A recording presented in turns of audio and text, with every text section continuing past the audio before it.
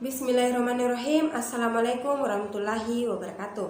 Halo teman-teman sekalian, perkenalkan kami dari Universitas Negeri Makassar, Program Studi Pendidikan Teknologi Pertanian Angkatan 2018. Dalam video kali ini, kami akan menjelaskan mengenai jenis-jenis instrumen dalam evaluasi pembelajaran. Pertama-tama, perkenalkan kami dari kelompok 3 terdiri atas 10 orang. Yang pertama, saya sendiri atas nama Samsinar A. Yang kedua, Irwana Kadir. Yang ketiga, Risdayanti.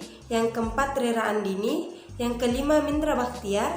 Yang keenam, Alvira Putri. Yang ketujuh, Nur Fitriani Ningsi. Yang kedelapan, Rahmat Hidayatullah Kasmiran. Yang kesembilan, Ihsan Takwim. Yang kesepuluh, Putri Ramdhani. Baik, langsung saja sebelum kita membahas mengenai jenis-jenis instrumen dalam evaluasi pembelajaran, pertama-tama kita harus mengetahui apa sih itu evaluasi. Nah, evaluasi itu sendiri adalah pengukuran dan perbaikan suatu kegiatan seperti membandingkan hasil kegiatan dan menganalisisnya. Evaluasi pembelajaran pada dasarnya dilakukan untuk menilai hasil belajar peserta didik, sehingga dalam evaluasi dilakukan penilaian atau pengukuran terhadap kemampuan peserta didik. Dalam mengevaluasi, ada banyak teknik yang dapat dipilih dan dilakukan oleh guru. Teknik evaluasi ada dua macam, yaitu teknik tes dan teknik non-tes. Teknik tes itu sendiri dapat dilakukan secara tertulis maupun tidak tertulis. Sedangkan teknik non-tes biasanya dilakukan untuk menilai sikap, tingkah laku, dan kepribadian peserta didik selama kegiatan belajar mengajar di kelas berlangsung. Dalam video kali ini, jenis-jenis instrumen dalam evaluasi pembelajaran ada dua, yaitu tes objektif dan tes non-objektif. Lebih lanjutnya akan dijelaskan oleh teman saya, yaitu Risdayanti. Terima kasih. Bismillahirrahmanirrahim. Perkenalkan, saya Risdayanti dari kelas PTB Angkatan 2018. Baiklah, sebelumnya tadi telah dijelaskan oleh teman saya tentang apa itu evaluasi dan apa itu instrumen evaluasi. Nah, setelah mengetahui pengertian dari instrumen evaluasi, hal selanjutnya yang perlu untuk diketahui yaitu bagian-bagian dari instrumen evaluasi itu sendiri. Nah, di sini saya akan menyebutkan bagian-bagian instrumen evaluasi. Jenis-jenis instrumen evaluasi dalam pembelajaran ada dua macam. Nah, yang pertama yaitu tes objektif dan yang kedua yaitu tes non-objektif. Tes objektif dibagi menjadi 4 yang meliputi soal pilihan ganda, pilihan benar salah, menjodohkan, dan isian singkat. Sedangkan pada tes non-objektif berbentuk uraian yang panjang, berupa uraian bebas dan uraian terbatas. Nah, itulah tadi dua bagian-bagian instrumen evaluasi yang dapat saya sebutkan. Penjelasan dari bagian-bagian itu akan dijelaskan oleh teman saya selanjutnya. Assalamualaikum warahmatullahi wabarakatuh. Perkenalkan, nama saya Irwana Kadir, NIM 1827040012. Baik, dalam video kali ini saya akan melanjutkan penjelasan dari teman saya mengenai instrumen dalam evaluasi pembelajaran. Baik, dalam video kali ini saya akan menjelaskan mengenai tes objektif. Tes objektif itu sendiri adalah tes tertulis yang menuntut siswa memilih jawaban yang telah disediakan atau memberi jawaban singkat dan pemeriksaannya secara objektif atau dilakukan secara seragam kepada semua siswa. Adapun beberapa jenis tes objektif yaitu pertama, pilihan ganda. Tes pilihan ganda merupakan bentuk tes objektif yang menyajikan soal dan beberapa pilihan jawaban, tetapi hanya ada satu jawaban yang benar. Tes pilihan ganda dapat diskor dengan cepat, mudah, dan memiliki objektivitas yang tinggi dalam mengukur tingkat kognitif peserta didik. Bentuk tes ini sangat cocok digunakan pada ujian yang berskala besar dan hasilnya harus segera diumumkan, seperti pada tes ujian akhir sekolah dan ujian nasional. Sebelum menyusun tes pilihan ganda, terdapat hal-hal yang harus diperhatikan.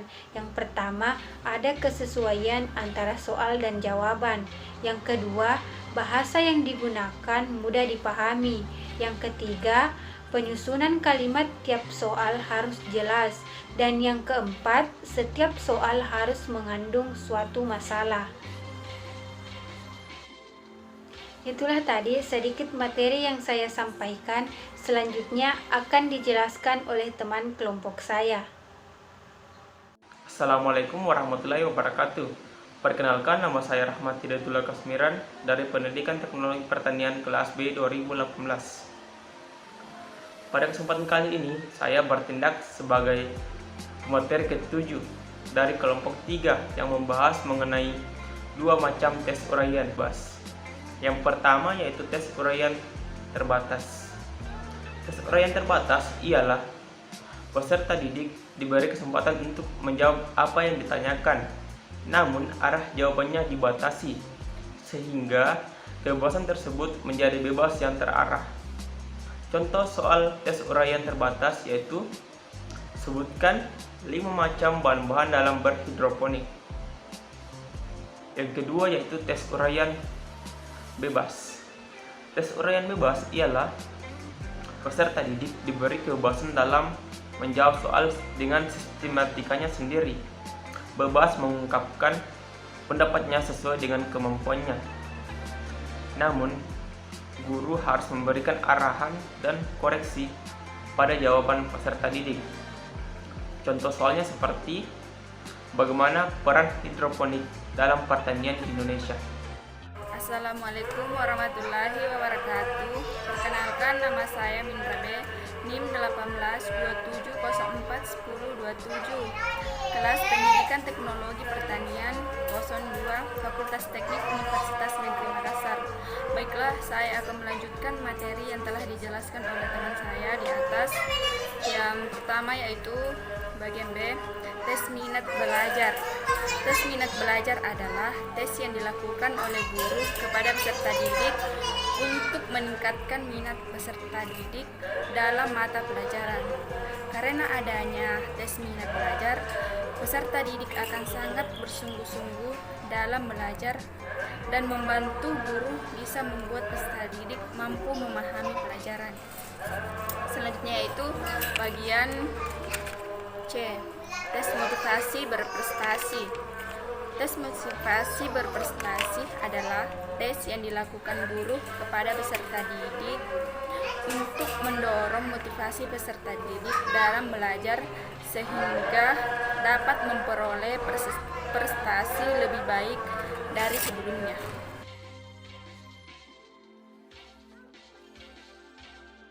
Baik, saya akan melanjutkan penjelasan dari teman saya. Yang selanjutnya itu tes kreativitas. Tes kreativitas adalah tes yang dilakukan oleh guru kepada peserta didik untuk mengukur kreativitas peserta didik dalam belajar, sehingga akan terlihat kemampuan saat melakukan tugas yang diberikan oleh guru maupun saat bertingkah laku di dalam kelas. Dan tes yang terakhir adalah tes lisan. Tes lisan adalah tes yang dilakukan dengan cara mengadakan tanya jawab secara langsung terhadap peserta didik, baik satu persatu, berpasangan dalam kelompok ataupun klasikal. Aspek yang dapat dinilai yaitu 1. Proses berpikir peserta didik dalam memecahkan suatu masalah, dan yang kedua adalah penguasaan bahasa dan materi pelajaran.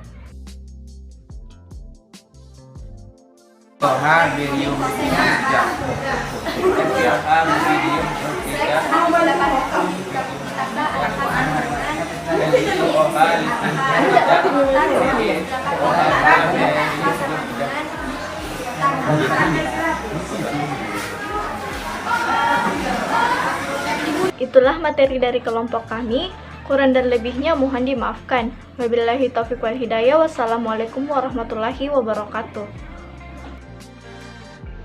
Baik, sebelum mengakhiri presentase dari kelompok kami, saya akan merefleksi sedikit terkait apa yang telah disampaikan oleh teman-teman di kelompok 3 terkait dengan jenis-jenis instrumen dalam evaluasi pembelajaran.